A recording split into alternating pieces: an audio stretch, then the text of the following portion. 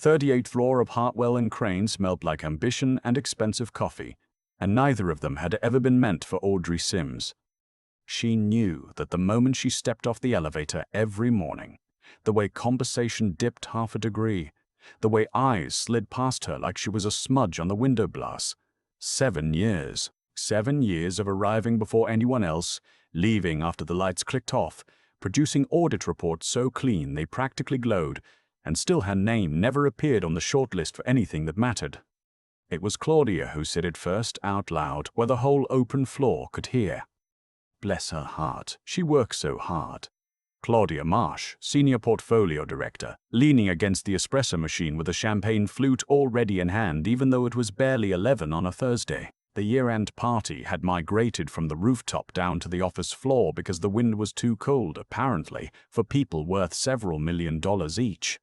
It's almost admirable, like watching a golden retriever try to parallel park. Laughter. Not cruel exactly, that was the worst part. Just easy. Comfortable. The kind of laugh that said, "We all know this, don't we? It's not even mean if it's true." Audrey stood 6 feet away at the printer. She did not move. She finished collecting her pages, tapped them square against the tray, and walked back to her desk with her shoulders level and her face neutral, and her jaw so tight she could feel it in her back teeth. She sat down. She opened the Henderson file. She started working. That was what she did. It was the only currency she had ever been able to print. What nobody at Hartwell and Crane understood, what they had collectively decided not to bother understanding, was that Audrey Simms held, in the Henderson file alone, enough to dismantle the most carefully constructed financial lie in the city of Chicago. 12 layers of shell accounts, 23 wire transfers routed through 4 countries. A pattern so subtle that 2 federal examiners and 1 forensic accounting firm had looked directly at it and seen nothing. Audrey had seen it on a Tuesday afternoon in September, eating lunch at her desk, when a column of figures that should have averaged $4.2 million kept averaging $4.19 million, no matter how many times she recalculated. She'd sat with that $10,000 gap for 3 hours. By the time she left the building that night, she had the whole architecture mapped on a yellow legal pad in her handwriting. She hadn't told anyone yet. She was still deciding what it meant, who it would hurt, whether the ground she was standing on was as solid as she needed it to be before she pulled the thread. She was still deciding that on the morning the man in the charcoal suit walked into Hartwell and Crane and the entire building seemed to rearrange itself around him. His name was Adrian Ross, and the partners had apparently known he was coming because Claudia Marsh was wearing the green dress she reserved for clients with 8-figure accounts, and Douglas Hartwell himself, a man Audrey had seen in person exactly 4 times in 7 years, was standing at the elevator bank with his hand already extended. Audrey noticed him the way she noticed most things, sideways while appearing to look at something else. Adrian Voss was not conventionally handsome in the way men in financial magazines were handsome. He was something harder, darker. The kind of face that made you feel the room had tilted slightly toward him. He moved through the office with the particular patience of a man who had never once needed to hurry because the world had long since learned to wait. She went back to her screen. She had approximately 40 minutes of useful work left before the Henderson Quarterly Review, and she intended to use all of them. She almost made it. "Miss Simms." Douglas Hartwell was standing at her cubicle. Behind him, Adrian Voss stood with his hands in his pockets, and he was looking at her, not past her, not through her, at her, with an expression she couldn't immediately categorize. "Mr. Hartwell." She stood. Reflex. "Mr. Voss has requested a full forensic review of the Henderson account before we proceed with the acquisition. I'd like you to prepare a summary presentation for this afternoon." Douglas smiled the smile he used when he was asking for something he had no right to ask for. Say, 2 o'clock. It was 10,047. She had the quarterly review at noon, 2 standing calls at 1, and a compliance filing due by 3. She did the math in the 2 seconds she had available for doing math and said, "Of course." Douglas nodded and moved away. Adrian Voss did not move away. He stayed there another half-second, looking at the Henderson file open on her screen, and something shifted in his expression. So brief she might have invented it. And then he turned and followed Douglas toward the conference room. She sat back down. She thought he saw it. She didn't know what that meant yet. The 2 o'clock became a 1 o'clock when Douglas's assistant appeared at her desk at 12:15 with the adjusted invitation right in the middle of Audrey eating a container of yogurt and trying to finish her compliance filing simultaneously. She closed the yogurt, saved the filing, opened her presentation deck.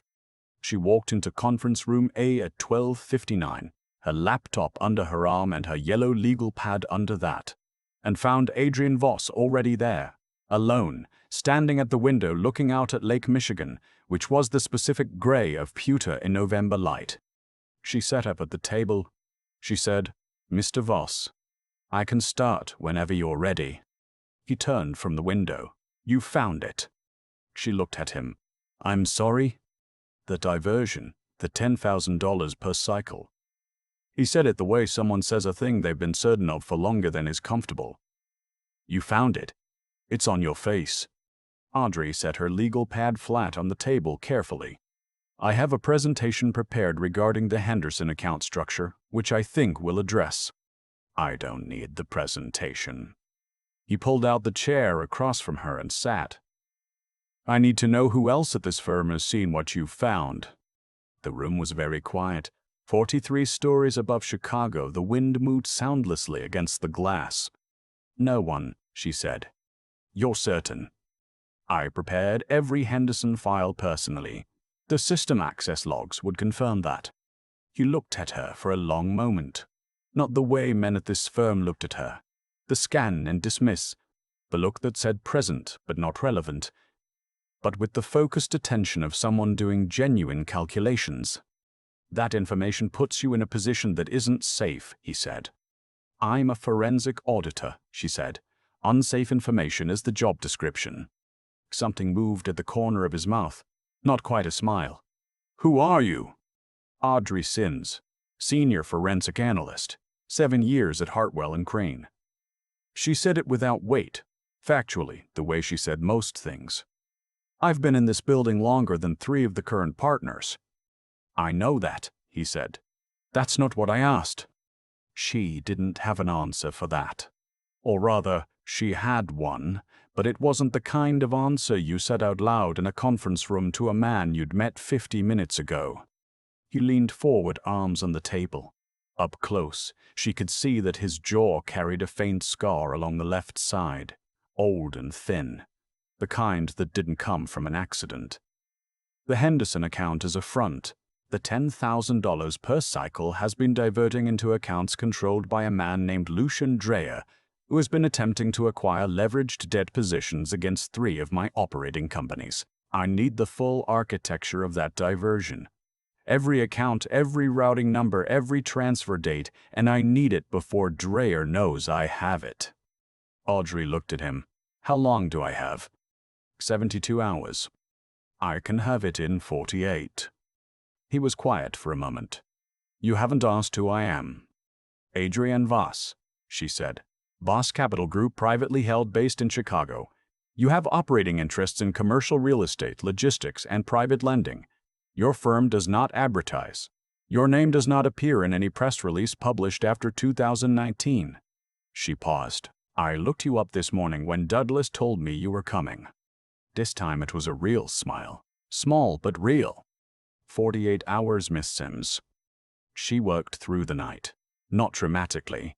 Not with empty coffee cups and disheveled hair, though there was some of that, but with the focused, methodical patience that was her most essential quality and the one nobody at Hartwell and Crane had ever thought to admire. She built the map from the inside out.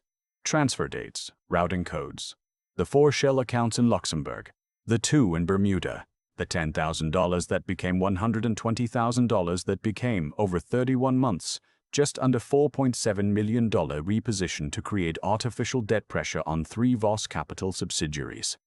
It was sophisticated.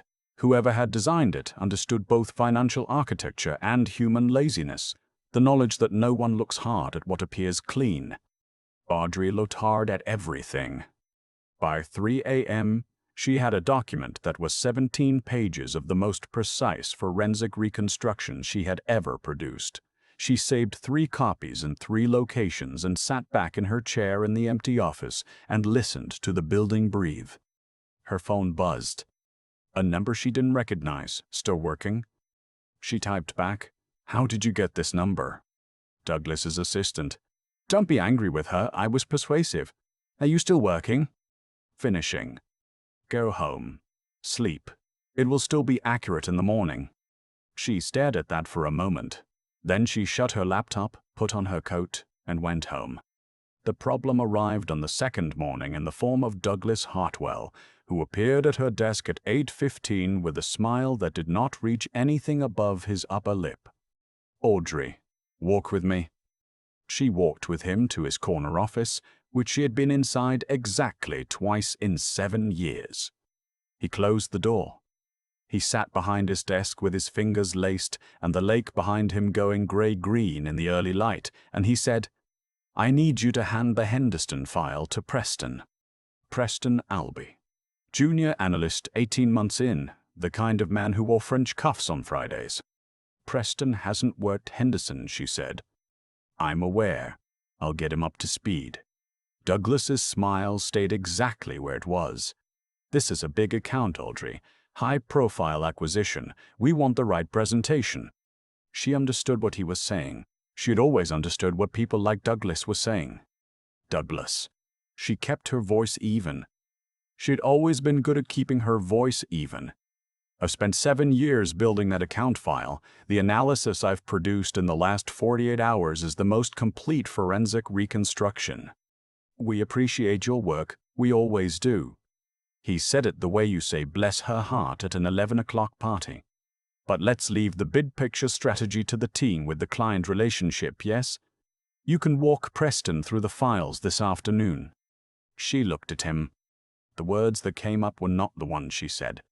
The ones she said were, "I'll need until noon to organize the transition." Of course, he stood, meeting over. She walked back to her desk and she sat down, and she was very still for approximately 90 seconds. Long enough to feel the full weight of it. The years, the files, the nights, the yogurt containers eaten alone, the conversations that had stopped at her arrival and resumed at her departure. Long enough to feel all of it without moving. Then she picked up her phone and sent a message to the number she didn't recognize. "Douglas is pulling me from Henderson and giving it to Preston Albee. Preston has never touched the account. I believe Douglas may be connected to Drea's position." The reply came in 4 minutes. "Don't hand over anything. Where are you?" 38th floor. Stay there." Adrian Voss walked off the elevator 11 minutes later. He did not stop at reception. He did not look at Claudia Marsh, who straightened in her chair as he passed with the specific alertness of a woman who had identified a high-value target. He walked directly to Audrey's desk, and he stood there and said quietly, "Can you access the system logs showing who else has opened the Henderson files in the last 60 days?" Yes, she was already typing. The logs came up. She scanned them. 3 names. Her own. Douglas Hartwell. And 1 external access point logged 17 days ago through a vendor credential that had no business touching client files. She turned her screen so he could see it. He looked at it for a long time. "Then pack what you need. Don't take the Henderson files off the system. Leave them exactly where they are. Can you carry everything important in your head?" "Yes," she said, because she could. She had been doing exactly that since September. "Then we're leaving. I have a compliance filing due at 3. I'll have someone handle it." She looked at him. He looked back at her with the same focused attention he'd had from the first minute, the attention that said, "I see exactly what you are, and I am not going to waste either of our time pretending otherwise." She stood up. She put her coat on. She picked up her bag, which contained her personal laptop, her yellow legal pad with 17 pages of notes, and a yogurt she hadn't eaten yet. She walked out with Adrian Voss and did not look at anyone on the floor as she did it. which meant she did not see Claudia Marsh watching from the doorway of her office with an expression that was, for the first time in 7 years, something very close to unsure. The next 18 hours were the strangest of Audrey's professional life, which had not previously been short on strange. Adrian's team operated from a building in River North that had no signage on the exterior and very good coffee on the interior. There were 7 people, all of them quiet and precise, and they took Audrey's 17-page reconstruction and built it into something that took up an entire wall of monitors. They found 2 accounts she had found. They found 4 she hadn't. They found the name Douglas Hartwell in a wire authorization from 14 months ago, which explained the French cuffs plan, which explained a great many things. Audrey sat at a table in the center of it and answered questions for 4 hours, and then they stopped asking her questions and started asking each other questions, and she understood that she had given them everything they needed. She ate the yogurt. Adrian sat down across from her at some point after midnight with 2 cups of coffee and the particular looseness in his shoulders that meant the worst of the night was probably over. "Drea is going to know we have this by morning," he said. "He'll try to move the accounts. He'll try." He slid one of the cups toward her. "He won't get far enough." He paused. "You could have handed the files to Preston this afternoon. Walked away clean." "No," she said. "Most people would have. Most people hadn't spent 31 months building that file." She wrapped her hands around the coffee cup. "And most people hadn't spent 7 years being told the big picture wasn't their department." He was quiet for a moment. "Douglas said that. This morning, in those words." Something hardened in his expression. Not anger, something more settled than anger. "Douglas Hartwell will not have a financial license in this city by the end of next week." She believed him. She wasn't sure if that was a comfort or a warning. "What happens to the account?" she asked. "The accounts become evidence. Drea's debt positions against my companies collapse. His financing structure collapses with them." He looked at her. "What happens to you, Audrey?" She considered the question. "I no longer have a job, presumably." "Presumably."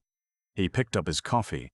"I have a position that has been open for 8 months because I haven't found anyone who could do it. Head of Forensic Intelligence. It involves work that is sometimes not simple and occasionally not comfortable and always important." She looked at him over her coffee cup. "Are you offering me a job?" "I'm describing a position that exists." The corner of his mouth moved. "Whether you want it is a separate question. You've known me for 2 days.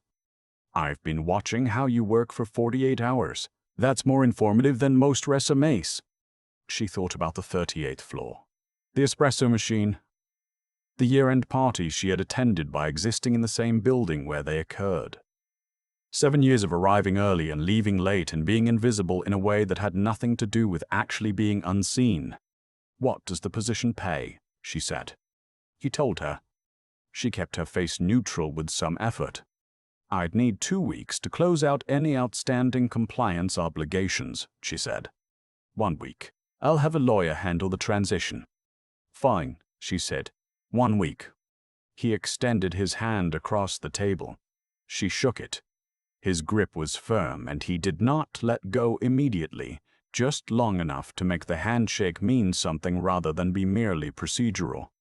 "Welcome to Voss Capital," he said. "Try to sleep. Tomorrow is going to be complicated." Tomorrow was, in fact, deeply complicated. Lucian Drea's team moved on the accounts at 6:30 in the morning and found them frozen. They moved on a secondary set of accounts at 7:15 and found those frozen too. At 9, federal regulators appeared at both Hardwell and Crane and at 2 of Drea's known operating addresses armed with documentation that had been filed, with notable thoroughness at 7 a.m. Audrey knew this because Adrian texted her updates while she was in a cab going back to her apartment to shower and change into something that was not the clothes she had worn for 31 consecutive hours. "Drea is contained. Douglas is cooperating." Then, 20 minutes later, the Henderson file has been formally subpoenaed. "Your reconstruction is now part of the federal record. You should know that." She sat on the edge of her bed, showered and exhausted, and read that twice. Her phone rang. Not Adrian, a number she recognized which surprised her, Claudia Marsh. She almost didn't answer. She answered, Audrey. Claudia's voice was not the voice from the espresso machine. It was smaller, more careful. I wanted to call. The firm is, there are federal people here and Douglas isn't answering calls and I just wanted to, she stopped, started again. Are you okay? Audrey looked at the wall of her apartment for a moment. At the framed print her mother had given her when she passed the CPA exam. At the bookshelf with the forensic accounting textbooks organized by publication date. I'm okay, Claudia, she said. I heard you left with Adrian Voss yesterday. Yes. Do you know who he is, like really who he is? I know exactly who he is, Audrey said. I did the research. A pause. You're going to be fine, aren't you? It wasn't quite a question. Yes, Audrey said. I am. She ended the call. She lay back on her bed for exactly 45 minutes. Then she got up, made coffee, opened her personal laptop, and started a new file. There was work to do. There was always work to do, but for the first time in 7 years, it was work that was hers. Visibly, officially, undeniably hers. And no one was going to hand it to a man named Preston. 3 weeks later, Audrey stood in a corner office on the 22nd floor of a building in River North with no exterior signage and very good coffee, looking out at the same Lake Michigan she had looked at every morning for 7 years from a different angle, a different altitude, a different version of herself. The office was hers. Her name was on the door, which she was still getting used to. Adrian appeared in the doorway without knocking, which was something she was also still getting used to. He had a file under his arm, and the particular look he got when something had developed that he found interesting in the way a chess player finds a good opening interesting. We have a situation in the Meridian portfolio, he said. I'd like your eyes on it. Send it over. I'm sending it over now. He didn't move. Also, there's a dinner Thursday. Clients, it would be useful for them to meet you. Why? Because 3 of them have been underestimating the firm's analytical capacity for 2 years, and I would like them to stop. He said it simply. Also, you should probably eat something that isn't yogurt at your desk. She looked at him. He looked back. The focused, unguarded attention that she had stopped trying to categorize and started simply accepting as a fact of working with him. Thursday works, she said. Good. He stayed in the doorway another moment. You're good at this, Audrey. The thing you did with the Dreyer accounts, the way you mapped it. I've had people try to explain that reconstruction to me twice, and I understood it better from your 17-page legal pad than from either of them. She had learned in 3 weeks that he didn't say things like that as performance. He said them when they were accurate. The $10,000 gap was obvious, she said, once you knew to look for it. Only to someone who actually looked. He straightened. Meridian file is in your system. Let me know what you find. He left. She turned back to the window. Lake Michigan in December was the color of cold iron, and it was beautiful, she had always thought, in a way that asked nothing of you. It just was what it was. It didn't care whether you were looking from the 38th floor or the 22nd, whether you had a corner office or a cubicle near the printer, whether anyone in the building knew your name. She knew her name. She opened her laptop, pulled up the Meridian file, and started working. Not because it was all she had, but because it was what she was extraordinarily good at. And for the first time, those 2 things meant exactly the same thing. I keep thinking about the moment Audrey tapped those pages square against the printer tray. 7 years of arriving first and leaving last, and the only response she ever got was a laugh by the espresso machine. Not even a cruel one. Just easy. Comfortable, the kind that doesn't need to mean anything because the person it's aimed at doesn't factor into the equation enough to matter. I know that laugh. Most of us do. What strikes me about Audrey isn't the ending. The corner office. The name on the door. Adrian telling her she understood his company better from 17 handwritten pages than 2 professional analysts did. What strikes me is what she did before any of that. She found the $10,000 gap on a Tuesday afternoon eating lunch alone. She sat with it for 3 hours. She didn't send an email. She didn't announce it in a meeting. She didn't ask for credit or permission or acknowledgement. She just kept working, because the work itself was the point, and she trusted that eventually the truth of it would have to go somewhere. That's the part nobody talks about when they tell stories like this. The years before the turn, the discipline of showing up when showing up costs you something. When it means being invisible, being the punchline, being handed off to a Preston with French cuffs and 18 months of experience because someone decided the big picture wasn't your department. Audrey absorbed that. She didn't perform resilience, she just didn't stop. There's a kind of integrity in that which I find genuinely hard to explain. It's not optimism. Audrey wasn't optimistic. She was clear-eyed about exactly what the 38th floor thought of her.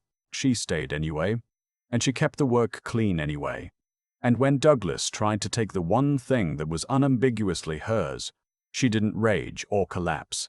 She sent one message to a number she barely knew and said, "Here is what is happening, and here is what I think it means. Honesty as a strategy, accuracy as a form of courage." What Drea and Douglas never accounted for was that they had spent so long looking past Audrey that they forgot she could see them. That's how it works, I think. The people who decide you don't count tend to stop watching what you know. They stop being careful around you, and someone like Audrey, who has spent 7 years paying attention to everything because no one was paying attention to her, notices everything. The $10,000 gap.